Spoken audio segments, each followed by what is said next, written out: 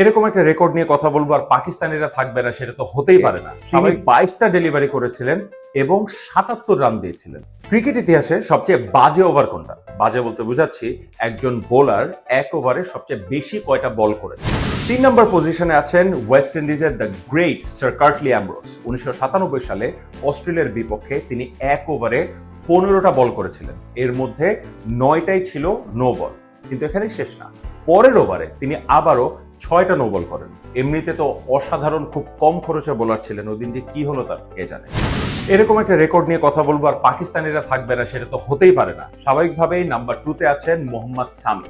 2004 সালে আমাদের বিপক্ষে, বাংলাদেশের বিপক্ষে তিনি এক ওভারে 17টা বল করেছিলেন, 7টা নো বল, 4টা ওয়াইড। সে ওভারে 22 রান দিয়েছিলেন। তাতেও যে ম্যাচের ফলাফলে খুব বেশি চেঞ্জ হয়েছিল তেমন না, আমরা ম্যাচে ঠিকই হেরেছিলাম। নাম্বার 1 স্পটটা নিউজিল্যান্ডের বার্ড ভ্যান্সের। এটা অবশ্য কোনো ইন্টারন্যাশনাল ম্যাচ না। 1989 সালে একটা লোকাল লিগে তিনি 22টা ডেলিভারি করেছিলেন এবং 77 রান দিয়েছিলেন। আমার হিসাবটা মিলে না, 22 বলে কিভাবে সে 77 রান দেয়। তারপরেও এটাই রেকর্ড। আমি জানতে চাই আপনাদের নিজেদের খেলার মধ্যে এরকম সবচেয়ে বেশি রানের বা সবচেয়ে বেশি ওভারের রেকর্ডটা কার?